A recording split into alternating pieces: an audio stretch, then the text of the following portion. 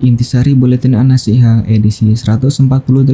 Beberapa kesalahan makmum di dalam sholatnya.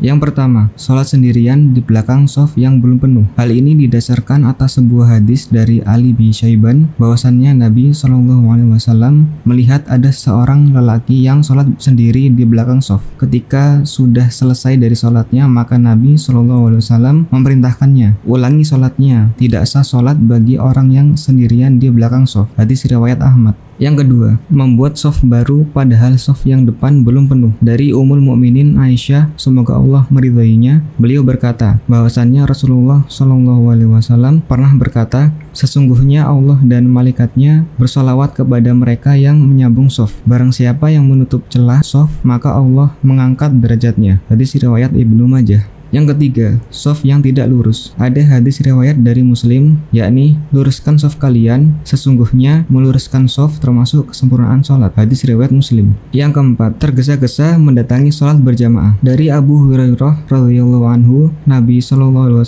bersabda, jika kalian mendengar iqamah, maka berjalanlah kalian menuju sholat. Hendaknya kalian bersikap tenang dan tidak perlu tergesa-gesa. Apa-apa yang kalian dapati dari gerakan imam, maka ikutilah. Dan apa-apa yang terlewatkan dari mereka, maka sempurnakanlah. Hadis riwayat Bukhari Muslim. Yang kelima, makmum masbuk menunggu imam berdiri. Dari sahabat Abu Hurairah radhiyallahu anhu, Rasulullah SAW berkata, jika kalian mendatangi sholat dan kami dalam keadaan sedang sujud, maka sujudlah. Hadis riwayat Abu Dawud. Yang keenam, makmum mendahului gerakan imam. Dalam sebuah hadis, Nabi SAW bersabda, tidakkah salah seorang dari kalian takut, atau apakah salah seorang dari kalian tidak takut jika dia mengangkat kepalanya sebelum imam? Allah akan menjadikan kepalanya seperti kepala keledai, atau Allah akan menjadikan rupanya seperti bentuk keledai. Hadis riwayat Bukhari dan Muslim. Yang ketujuh, makmum tidak membaca Al-Fatihah. Al-Fatihah adalah termasuk rukun dari rukun-rukun sholat yang tidak sah sholat seseorang kecuali dengan membacanya. Hal ini didasarkan atas sabda Rasulullah SAW, tidak ada sah sholat bagi yang tidak membaca Al-Fatihah. Hadis riwayat Bukhari. Hal ini berlaku bagi imam dalam sholat berjamaah dan juga orang yang sholat sendirian. Begitu pula makmum dalam sholat sirriyah, zuhur dan asar. Adapun dalam sholat jahriyah, misal subuh, maghrib, isya dan lainnya, maka pendapat yang paling kuat, makmum tetap harus membaca Al-Fatihah. Dalilnya adalah hadis riwayat Ubadah bin Samit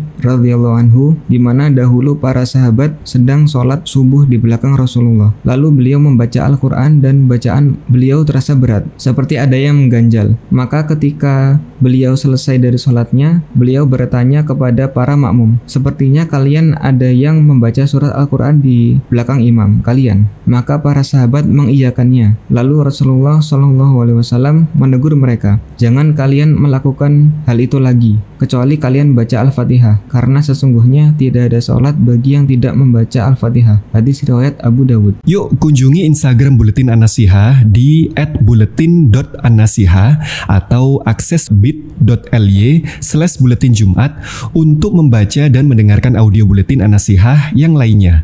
Barakallahu fikum. Yuk dukung dakwah Surabaya Mengaji.